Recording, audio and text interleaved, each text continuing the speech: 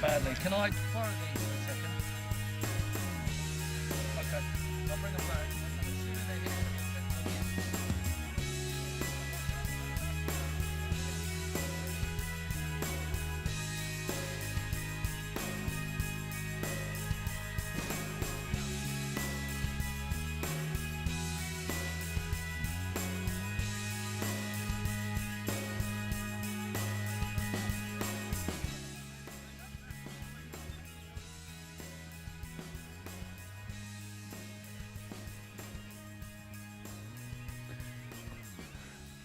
Good afternoon and welcome back to St George's Park here just outside Burton-upon-Trent for the International Rugby Sevens tournament. We've had one chapter.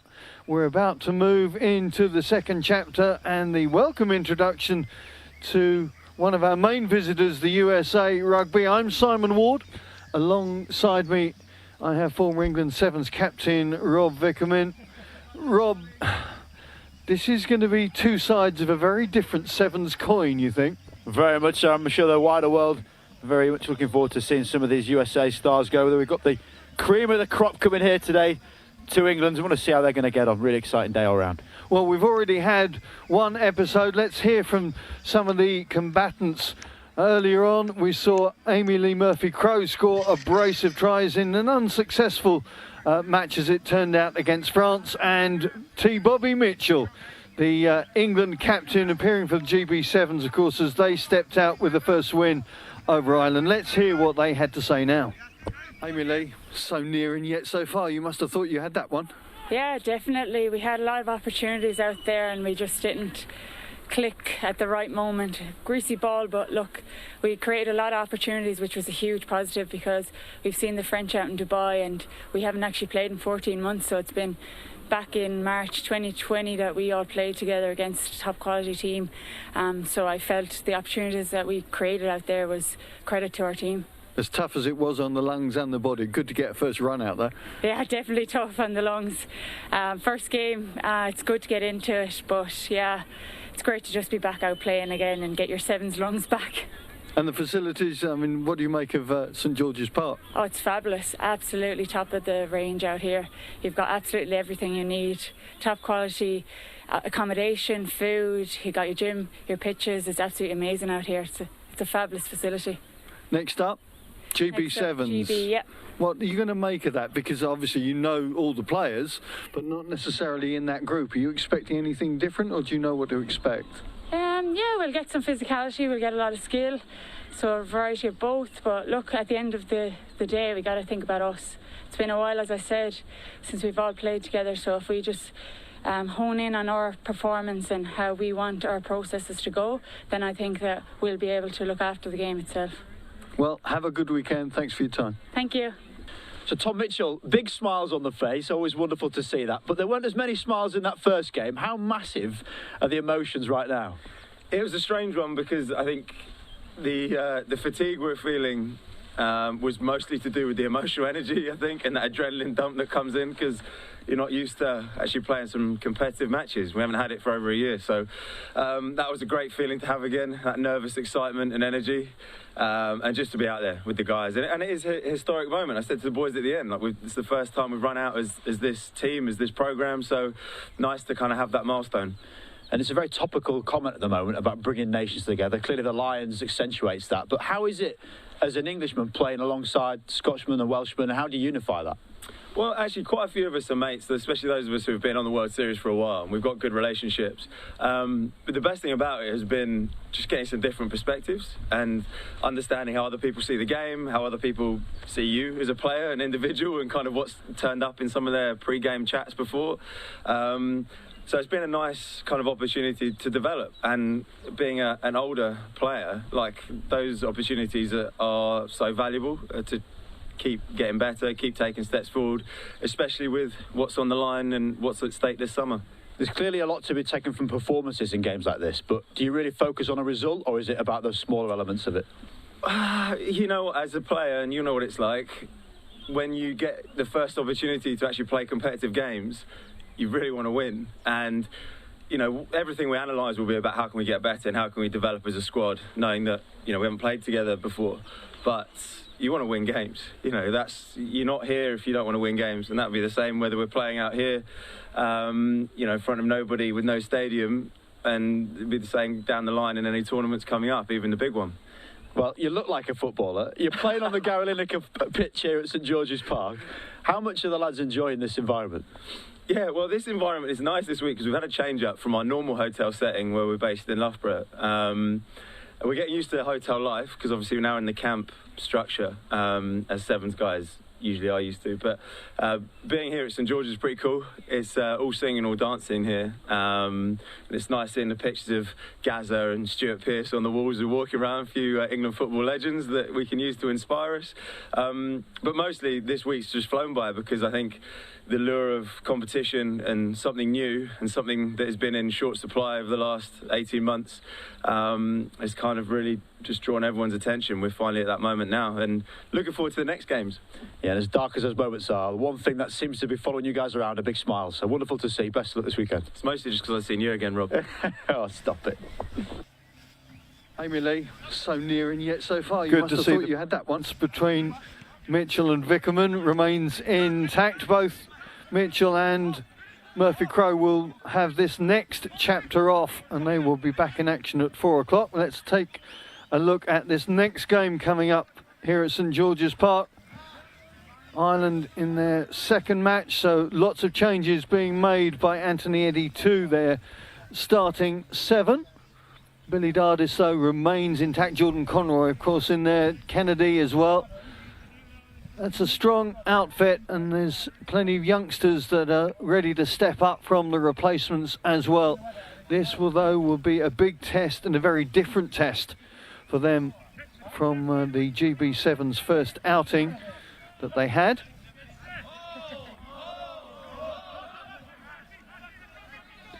And the USA Eagles, well, it's big, it's very familiar, and it should be very, very interesting to see how they work again. There's some youngsters that Mike Friday is bringing through, but Madison Hughes, Martin Yosefo, familiar names from the Sevens circuit. Interesting to see how the likes of Joe Schroeder and Harley Wheeler go. A very interesting concoction there, Rob. There's many interesting scenarios here, Wardy. We're going to look at this USA team really looking to get stuck into it. Spoke to Mike Friday earlier. He's very excited about how some of them are going to get on. Bit of a mix and a blend as you get with this USA team, as they've got some big names you can see right across it, one of which is Carl Niles. Can't wait to see how he likes to light up the turf here in the Midlands. One thing Mike Friday did say that was going to be a key part of this trip is how they deal with logistics, with travel. Of course, in the world that we live in today, it's not easy traveling. And when they come to traveling to Tokyo at the end of middle of July, to get used to these sort of restrictions is going to be very important to this group. I think it is. That's huge. You know, we'll talk about these experiences. The team there we know we're going to see out in Tokyo is the USA, so they're in a very much different scenario, say, to the Ireland team or even the GB team, who still have to go through the process of picking their own team amongst their squad. So very, very exciting across the board, and we want to try and get a bit of conversation going as well. Get those people out there watching on YouTube, a few comments on the England Rugby channel. It'd be great to hear where they're watching from. Yes, if you're watching wherever you are in the world, and I'm presuming we've got some friends in the USA that have woken up to Sevens action for the first time for a long time. Good morning to you guys if you're watching from across the pond.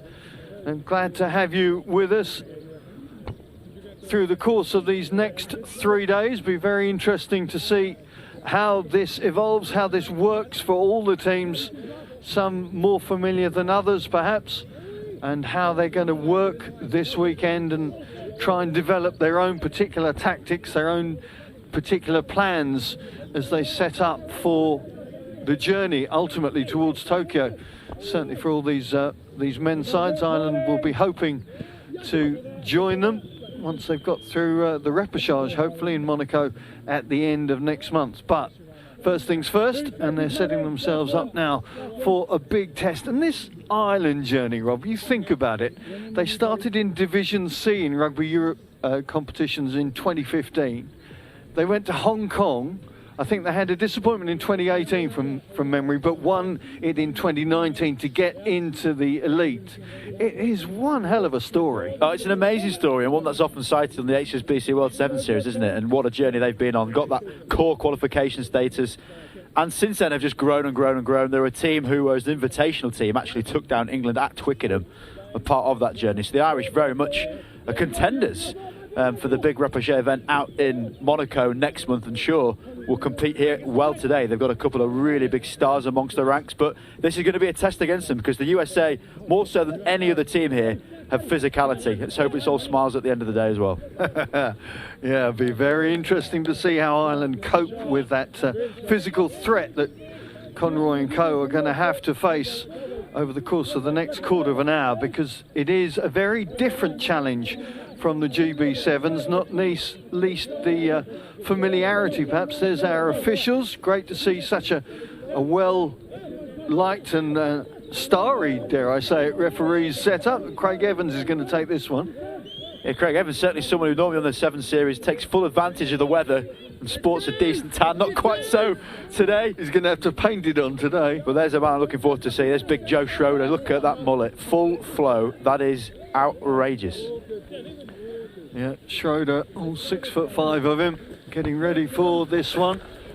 It's going to be an interesting test and challenge for the USA. Very different weather conditions that they're going to have to acclimatise to fairly quickly. Of course, no Nate Ebner. He's still being adjusted into the programme. Danny Barrett not here. He's rebuilding after some niggles he picked up before Christmas.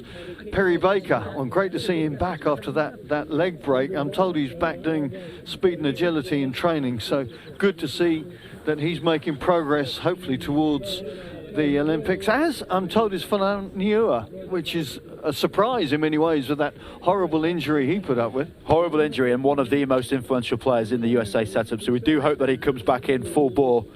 He's a real entity to have on your team. And Ben Pinkelman as well, who got injured in Madrid not so long ago. So hopefully those guys are going to be able to recover. If you're with us today watching, very good morning to you over there. Good afternoon here. As your countrymen are taking their time to get shirted. All part of the tactic. Any more minutes they can accrue getting over their jet lag they face, I'm sure they're taking it. But you know, the Irish, very disciplined. They're waiting. And the mind games that come through thick and fast is a really interesting topic within sevens. These are players who more often than not are in the same hotel rooms and, you know, same dining environments and lifts, and you really do get used to seeing your opposite players in situations normally only akin to family holidays. So a little bit of camaraderie, but also that competitive edge, which is exactly what these teams want from this tournament. Well, we have a full complement now, setting up for Game 3 of this International Rugby Sevens weekend.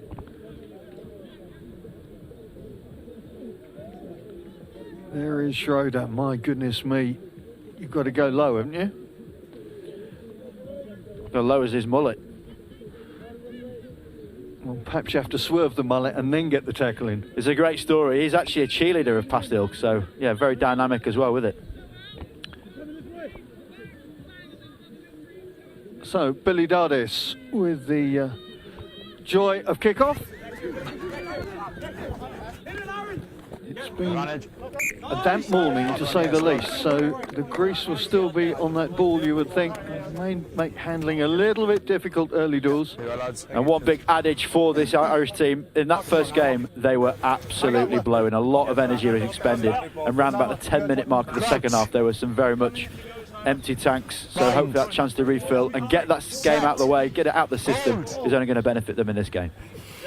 Yes, and with that inevitable adrenaline surge that always comes from that first whistle. Well, here they come down the side with Conroy. Good tackle coming in that corner, my goodness me. Well, has he got it? He got it down again already. We talked to him. I have to say, we're up the other end of the pitch, so we couldn't actually see whether he got there, but Jordan Conroy's trotting back. Points are good. Absolutely, what usually is when those two are in tandem. Terry Kennedy sets it up perfectly on the outside arc. We see it all the time. He gets on the outside, and then Conroy is absolute wheels. Got to say, putting a bit of timber as well. Looks pretty strong with it as he rides that tackle over the try line. What a great start for the Irish. I think it was Malachi Esdale. Here it is, went a little bit high, and the leg drive from Conroy puts Ireland onto the board first.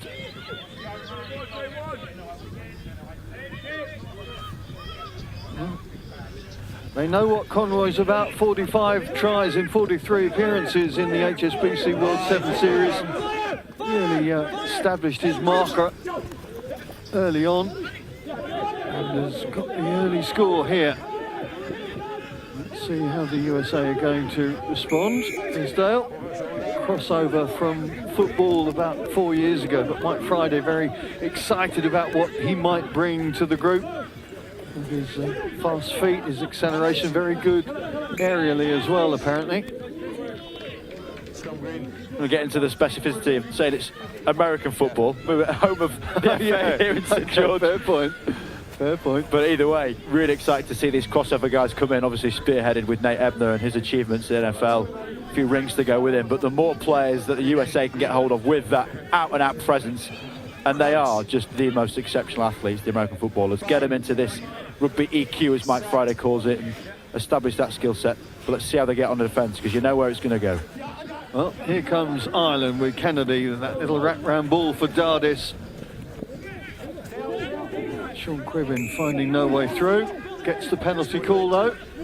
Looking to go quickly. Conroy just hanging behind his skipper, trying to give him options. Kennedy, a little bit of indecision. Who's coming to run off the ball? Kennedy going around the M25 to that one, but gets the ball away. I think the penalty's gone to the States again. Just looking to see the play at the other end of the park. There's a couple of occasions now we're seeing where it's snapshot decisions. Craig Evans so quick to make these calls. What he wants to see is a clear contest over the ball. Two players over the top of it competing there.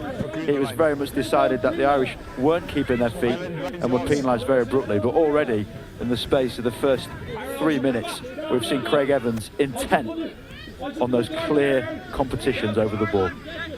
And that's, of course, what the players want. Early calls, the parameters laid down by the officials. The players have to then work within accepted guidelines. Martin Yosefo, familiar figure in that USA midfield. Now the offload is there. Foot goes to the floor, good. Well, just about tackle from Gavin Mullin. USA working their way up to the Ireland 22. They've got numbers now. Esdale cuts back inside. Presentation is not as precise as it could have been, and the moment has passed. Now, we already saw it in the first game that both GB and Ireland played. Those little touches not quite there. You call it ring rustiness, but it's so difficult to replicate what they've felt in the first few minutes of this game, the USA. You can hit out all day against each other if you want, but these little moments where you're bouncing around, arms flailing, just not able to get that arm free. Esdale over the top, tried to find Sefo on the wraparound, but couldn't. And again, it's given back to the Irish from deep inside their territory. They still have a real threat to go long here and have the presence of a kick option with Conroy being that quick. Dardis invites Sean Cribbin to find a way through out to Kennedy. More and more, Kennedy is the playmaker in this Irish side. Come back around. Come back around. That's an unforced error in many ways that Ireland could really do without. Again, Craig Evans is eagle-eyed on this. Conroy overshot slightly, and because he came in from the side, wasn't then able to compete for the ball, and he got pinged for it. Got to stay on the right side of Craig Evans today. Didn't come back around. Yeah, you see. Yeah, lads. Come in.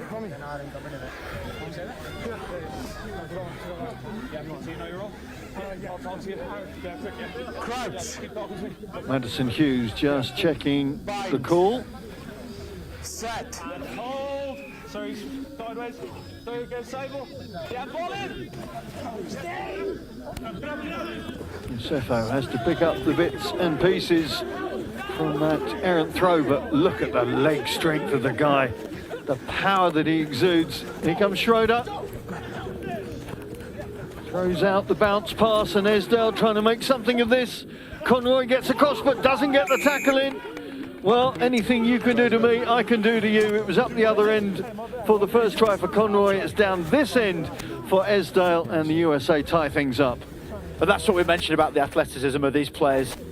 They're coming in from the NFL background, and you know they're going to have that cut, as they call it, that stop-start. Such good footwork. This is Jordan Conroy on the back of Schroeder's. Great work through the middle. Bounce pass gets there, but this is just one-on-one. The stop, the start, and the bounce out, and he has just gone round one of the better defenders on the HSBC 7 Series. Conroy has very much lost that battle. One piece, I make it.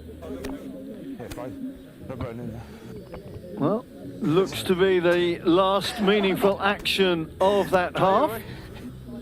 5 points apiece, and well, as a first run out for the USA, they've had to actually stand up to that Irish attack and then come back right at the end with that try from Malachi Esdale. Just looking to see whether Mike Fried is in the middle of that and how animated he is. That normally gives you a fair indicator. Not always the easiest to find, I must say, but no, Phil Greening's there. You can always see Greening. I'd just like to see these, you know, elite players just taking that little bit of time to do a bit of breathing. Always good. 2 action points from that first half. First and foremost, this duo, such a good combination. Kennedy bounce out, gets on the outside, and because of the way that Conroy's flying, even though the tackle was attempted 10 metres out from the try line, he still manages to slide in and score the try. Lovely outside break. The shift passed across to his mate. And then Conroy initially goes one up, but then very abruptly gets levelled up with Esdale's solo one-on-one. The influence of Terry Kennedy seems to be more and more on this Irish flow, doesn't he? He has, St Mary's College man does have a lot of impact on the way they play. He has a lot of carries as well. He's the main man. They go to him and look to get the outside arc. Conversely, this is the USA tactics. Big Joe through the middle. Kennedy's indiscretion in defence. And then because Conroy came in to try and shut that down, gets squared up all too easy on the outside, and that is brilliant footwork. And the USA level it back up. And a great angle this. Love seeing the high behind. Big Joe goes. And because of that drawn in defence, there's the space, the stop, the start, the bounce out. Even the lasso in the end wouldn't stop him. Yeah, great work from Esdale to get that first try of the weekend. And off we go into the second half. These teams are going to know each other really well by Monday evening. That's why it's going to be very interesting to see the development, both in terms of the players and of course in terms of the tactics that they're going to use.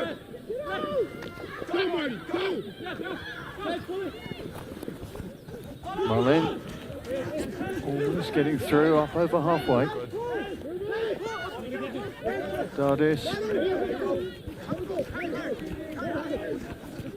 See that blue line working its way across, trying to hold the cohesion. Steve Thomason in on play now.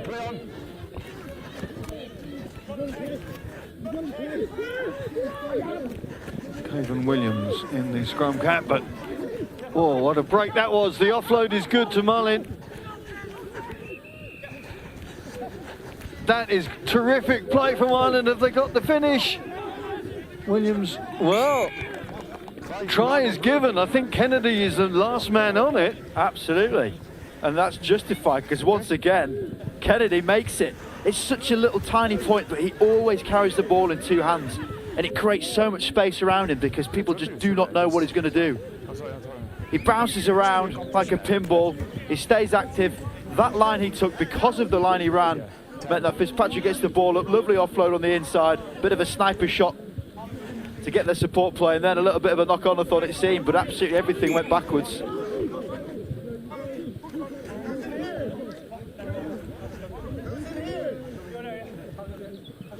So Ireland get their noses in front once again as we see that replay. Good work there from Ian Fitzpatrick. Good strength. Kennedy again. Johnny on the spot. How many times have we seen that? That's what you call a speculator, but it worked out. Risk and reward, and it certainly rewarded the men in green on that occasion. Time back on. Well, Ireland's game keeping this US defence moving, and a few unforced errors not helping their cause. Yeah, man on board. No foul play. A little bit of drizzle coming down here, and that does affect it. And these players usually be on the 7 Series in warmer climes, so their skill set does get challenged when it's a little bit of a greasier ball, both on the catch and the pass. I just got a man on So board. you'd expect to see a few more knock-ons perhaps, but a bit of a conversation going on with what number? 2 officials. I'm not quite sure what Richard Horton's imparting, but I think there may be a disciplinary issue here that they're consulting about. Stick with the scrum. Happy to move on as the rain just gets a little bit heavier. Crouch. So another opportunity for the Irish just outside the US 22. Space. Dardis. Green. Again, Kennedy with that little show and go. Good peel back.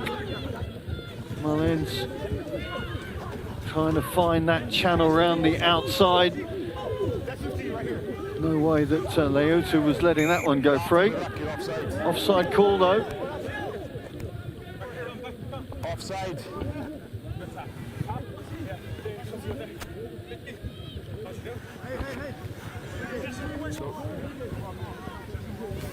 Sideline penalty now, a little bit of a different tactic. You get the big man in the middle, look to try and use them as a platform or play out the back. John Crowley on, also wearing a 6 shirt along with Billy Dardis. Maybe a little bit confusing, but such is the nature of circumstance, shall we say, in which this tournament has to be played. And nice to contrast this to a midfield penalty, so much more about trying to split that defence. You know you're going to have a 4-3 in front of you, and it's which way you pick. You know you're going to get on the outside of the man in front of you, so look for that overlap.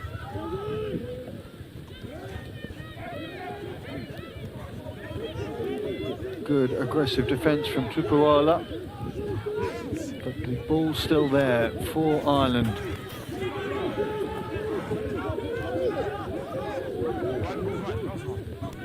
Ireland loading down that left channel. Mullin not throwing the 50-50 pass, but just holding on too long for the referee's pleasure. In fact, I think that was, just looking to see, it's working their way down this near side. It's going to be a US penalty, whatever. It was Rory Scholes, wasn't it? I didn't see him come on. And in the wet weather, begin to vision tends to be a little bit impaired, but it's going to be a US penalty. Yeah, and they've decided to take the scrum. Very interesting tactic. And you tend to be able to do this when you've got Carlin Isles on the wing. Yeah, Isles hanging out onto the left wing as we look out. The break from Tupuola. Aggressive attacking play from the Eagles. From deep, Thomasin. Williams has that capacity. There is Isles getting his first touch of the ball as the USA do break out. Ireland holding back though. Isles goes a wandering, takes a look. Does well to keep the ball live. Well, the penalty's been given. Carl Niles just naturally attuned to run towards a Red Bull tent, to be honest. Thomasin trying to open that gap for Cavan Williams. Has all the attributes of a wide receiver, of course. Williams with the pace and also with the skills. They're not team. Yeah. Another one. Mayuta staying strong in the tackle, but Ireland really contesting at the breakdown. Guys, it's unfortunate. You can see what he's trying to do there, but the ball was still in the breakdown. You're not able to come round and get it. And now gives chance for the USA to get their big men in play. They're going to win these collisions because they're so big. Well, there is a huge collision as Mayuta gets the engine revved up a bit. Hold your feet, man. Thomas in. Quick presentation, and they've got Williams hanging out wide if they need him. Cavan Williams surfs in the corner. That's a great glide, wasn't it? But good play from the USA, keeping hold of that ball in the middle. Using their big guys when they need to, because you know you're going to get that guaranteed ball back from it. And then the link play just made it all too easy for the man out wide. Final minute, and we've got the conversion to come. Oh, hits the post. How unlucky was that? Terrific effort from that left flank, but it's not to be. The kick from Madison Hughes unable to find its way over, and it is going to be victory for the Irish, their first win of the weekend. And the USA, well, if they haven't got rid of some rust, as Mike Friday was alluding to earlier on, they're going to get some more in this wet weather. But they've had their first outing, had their first run out, and they can build on that as they prepare for the GB Sevens game at 4 o'clock. Let's take a look at some of the tries from that game. It was tight, it was testy. Ireland will be delighted that they've managed to overcome a team that has run in tries against them. 11 tries in their last 2 encounters with the Eagles. And follow that man's lead. Terry Kennedy, outstanding for the Irish. He's got his mate Conroy on his shoulder, as he always seems to do, no matter where they are in the world. And it's a lethal duo. Reap the reward on that effort. Hughes, even though got a chance to try and level the game as the last kick. That is a big scalp for this Irish team. Mentioned about how they're building towards this Repage event out in Monaco next month. The defence is going to have to be better than this though. Schroeder taking the easy option, running straight, bit of deception, and then the one-on-one out wide. A rematch of what we just saw. Conroy getting up-stepped, the cut round the outside. Hey, you guys tired? And that put the USA back in the game.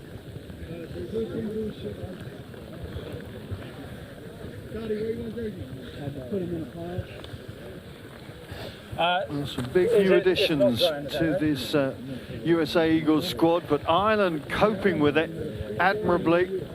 Even with that try going in at the end of the first half, they came back at the beginning of the second and got that continuity, got the offloads. Try him on the sevens pitch. Fitzpatrick trails the ball here, knows he's going into touch, so just get it back in field.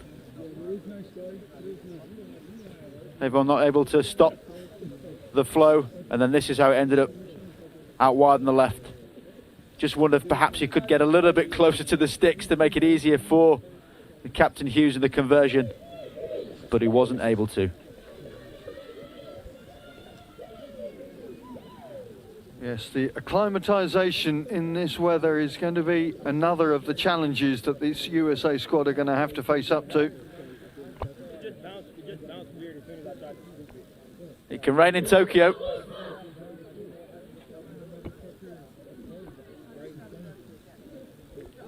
So we move into the women's tournament. GB with their first run out against the French. There's the starting 7, Abby Burton, Mo Hunt back in the mix, Meg Jones, Rona Lloyd, Celia Kwanzaa, Hannah Smith and Lisa Thompson. And the French with their second run out, of course. And off we go. No time to rest on this one. Be fascinating to see how these two teams work tactically against each other. Of course, with no form guide to speak of with the GB outfit. Mo Hunt getting her first sevens action for nigh on 3 years. Good luck with that one. Good, strong defensive push. Round the corner. And the try is there. Well, GB wasting no time to get the first score on the board. Let's just see how that one worked its way out. We call that one Route 1, Wardy. Base of the breakdown, pick it up, off you go, put it down. Nice and easy. A little bit of securing the play around the breakdown, which is really good from TGB. Just getting the ball placed back nicely, the reach and the put down. Well, great start from Scott Forrest's group. That's just what they were after.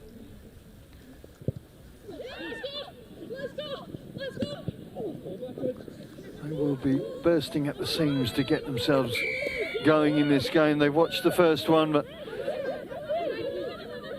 Meg Jones feeds out the call there.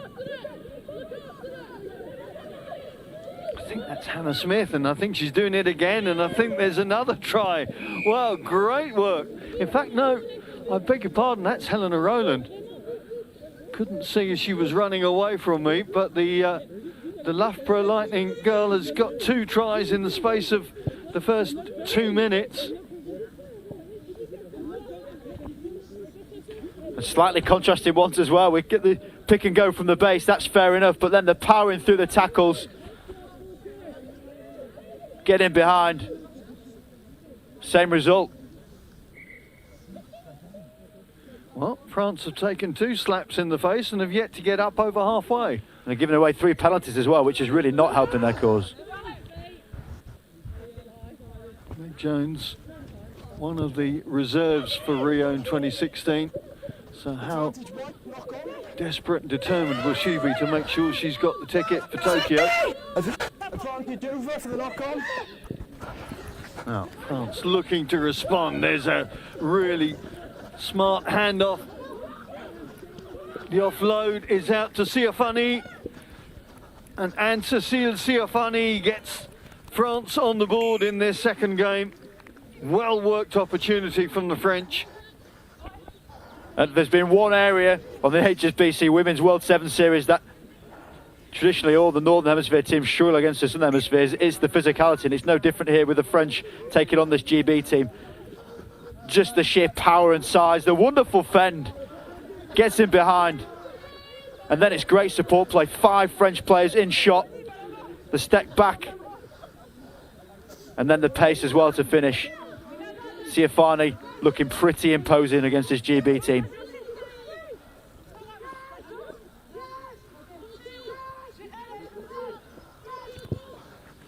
Well, already this game has kicked off at 100 miles an hour and continues to maintain its momentum.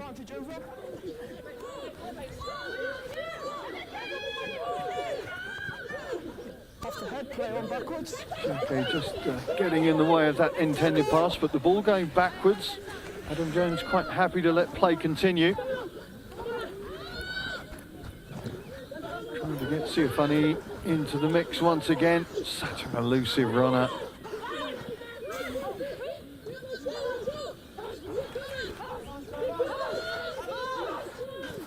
Good work from Kwanzaa.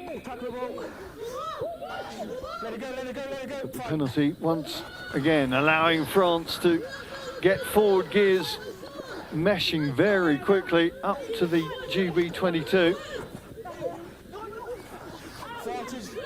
Ball going loose. Kwanzaa picks up the pieces. Thinks about the long run, thinks better of it, but the loose pass really helping a team. They're going to have to reset from here. Rona Lloyd with the kick chase. Nice little kick. Lloyd, takes it. And then it just disappears from her grasp. There was a big opportunity from that box kick from Mo Hunt. Well, France are going to go again, but they're going to go from another 80 metres back. That said, they have the capacity, and this wet ball beginning to be a little bit elusive now. Oh, on both sides of the halves, really frustrating to see these knock-ons creeping in because it's such good play. And Mo Hunt showing the wherewithal just to put a bit of 15's acumen on it with that little bit of a dink of a box kick. Really clever tactic, no one in behind. And you think for all money here, it's a case of just striding out, Lloyd getting hold of the ball, but she can't keep it. And conversely, the French with a chance, but the ball just going into touch. So net gain for GB, 60 yards. Let's see what they've got in attack. Roland gets the call from Jones. Hunt whisks it out. Good stern defence, staying in place for David Cortex's side and forcing the knock-on. Like this from GB, a bit of desperation around that breakdown. Any type of spoiling action makes it so much harder. And bearing in mind what we're saying about the conditions, if it's not clean at the back, so hard to keep hold of it. And bring on the big guns, secure this breakdown. And it's great field position. GB, potential to use the insight of Mo Hunt at half back to create that chance, potentially on the right as well, lots of space. Well, we know from history the threat that Mo Hunt can be from here, both in 15s and 7s, with so much space either side of this scrum.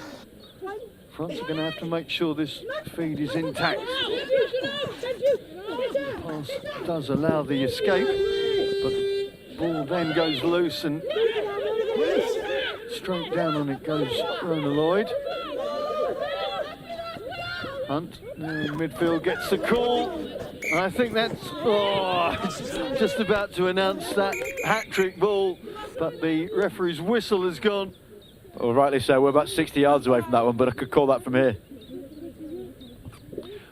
So, a fascinating first half to this one. Really has been all guns a-blazing from both sides, and it's GB just with their noses in front at the turnaround.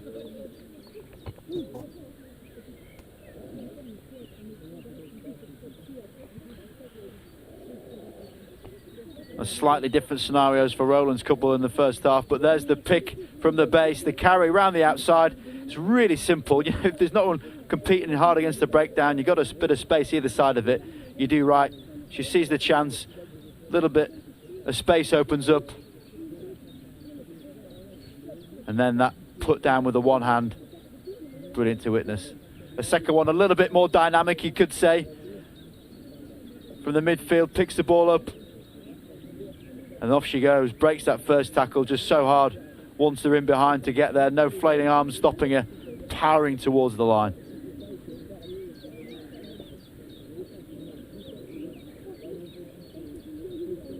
Yeah, Helena Rowland really making the most of the opportunities she's seen in the first half. And then back came the French with this lovely offload from Guerin, and Siafani hanging out wide, and with that stride that just eats up the ground, there was no way anybody was going to get back.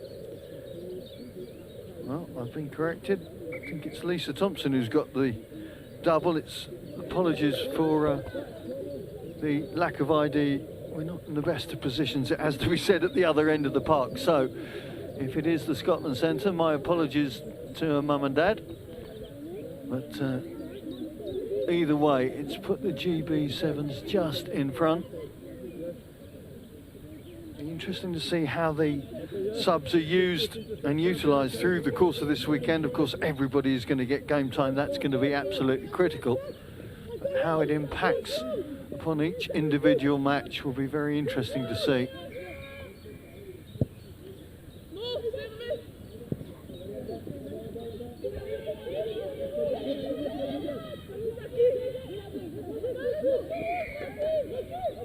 Penalty goes to GB, just a little bit of hesitation at the base of that scrum, base of the breakdown.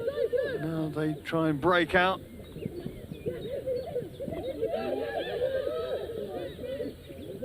Loose ball picked up by France. Siafani not going to be stopped, or is she? No, it's there for Siafani. 2 tries for the French number 2. And the possibility of tying up the score at the beginning of this second half. It's an impressive finish, so athletic. Look how rangy her stride is. Eating up the ground. You can see Hunton-Jones not able to stop her.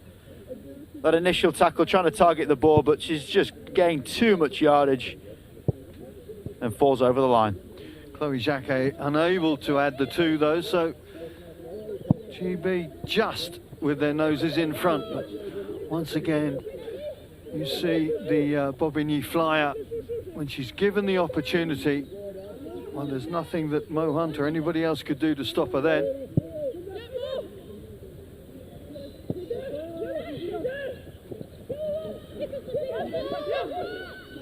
And Jones igniting the breakaway from the GB 22. France swarming all over the ball carrier. Lassoing players in and ultimately getting the penalty. Not much that Abby Brown could do there. Jacquet. Unintentional perhaps restart, but she's going to get the points. Chloe Jacquet finding her way through, and France have taken the lead thanks to Chloe Jacquet. The 19-year-old really didn't seem to be going anywhere. Suddenly she sorted out the sat-nav and found her way underneath the posts. Oh, what about the dummy? Chalk this one up. Oh, horrible indecision. It's really difficult in that situation because you're so sure one of you is going to make the tackle.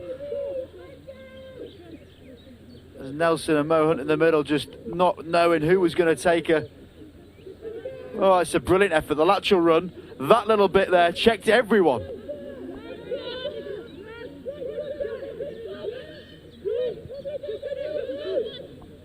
So, France upsetting things from the terms of flow in this match, but GB getting the test that they were after.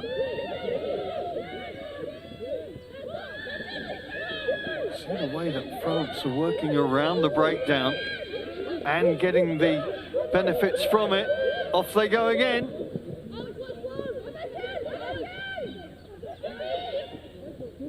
Again, trying to release on the wing, Chloe Bell. The pass not quite working to Jason on this occasion. And GB are going to have to go a long way from deep.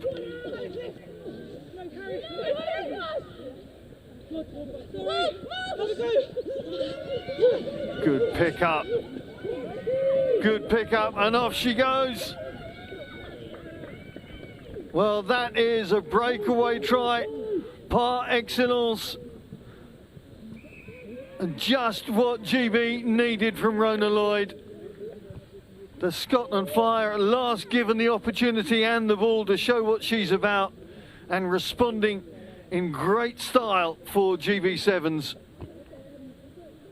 And she's all about the wheels. That's a fantastic finish. Off she goes. Sprinter style. Look at the effort being put in. You know you're going quick when the head tilts back. She's eating up the ground. Brilliant stuff. What an effort. It's so difficult sometimes when you look up and just see 80 metres in front of you, but she welcomed that chance to get a GPS score up. GPS score gone up. Point score gone up. Mo Hunt unable to add to it on this occasion, but a 5-point difference with just over a couple of minutes to go. Great running style from Rona Lloyd. So it's anybody's game. The ball falls to Deborah Fleming to set up position. Again, France coming through so quickly on the ball carrier and destroying any continuity from this GB side.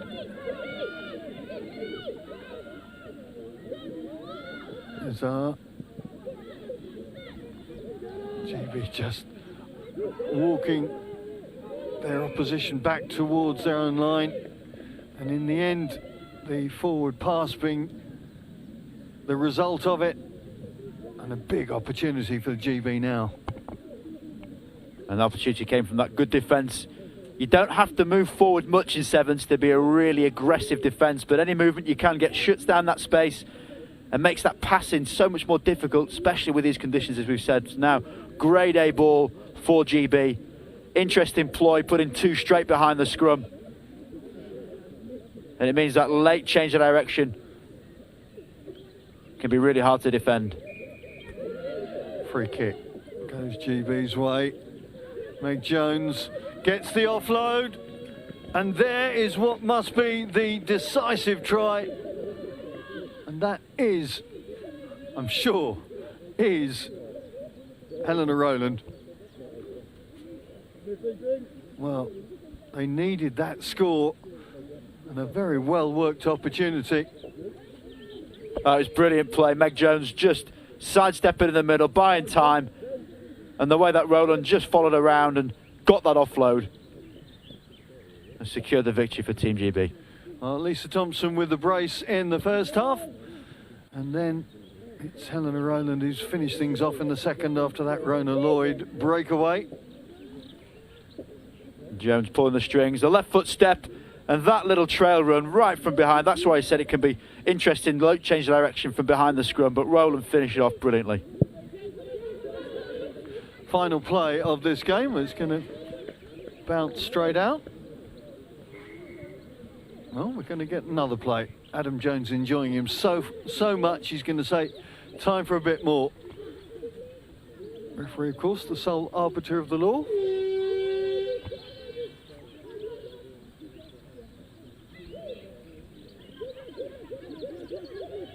Debbie Brown provides possession in the middle of the line out. Meg Jones once again. Fly half roll. Nothing that Alex Matthews could do on that occasion, but GB going again with Brown.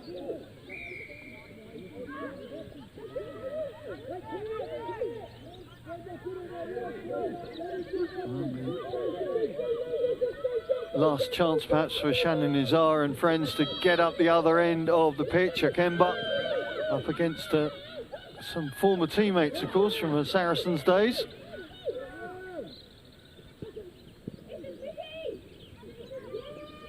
Good defence coming in, but suddenly the doors open down the left flank, and here's the breakaway.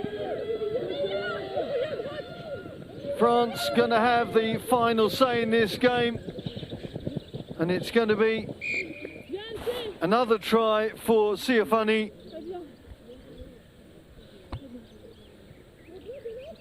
Well, you know, given any opportunity, and Cecile Siafani is going to take it, and she certainly was never going to take a backward step there as the handbrake came off. Nizar adds the extras, and the full-time whistle goes. What a cracking game that was. Some splendid attacking rugby from both sides, and GB will be more than happy, I would think, to get over the finishing line first on that one. Yeah, aside from Siafani, thought the GB team did really well defensively, keeping this big, powerful French team at bay. Bit of end-to-end action, which is always good to see at sevens, but that's very much a positive start for these teams, a different spectrum of what they want from this tournament. So France showing plenty of flair that we know from them on the tour, but unable to just make enough headway in that second half when GB came back at them so strongly. But that will be a work on, no question, development through the course of this weekend. But the best game so far of the 4 games we've seen, no question, from those two.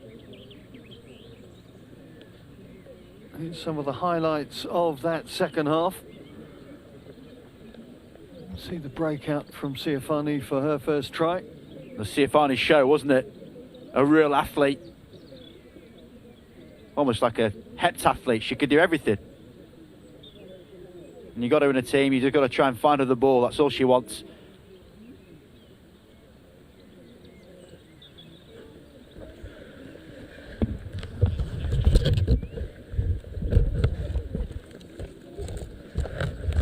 It's the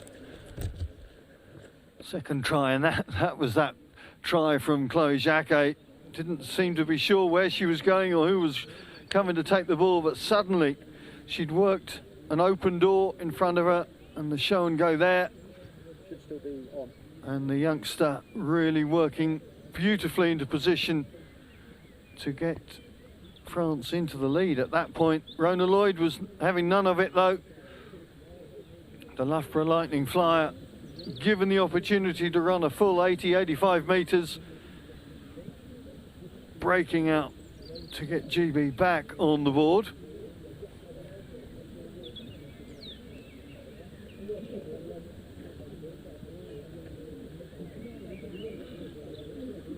And then the last try that sorted things out in terms of GB. Helena Rowland running around to take that ball back. Well worked training ground move.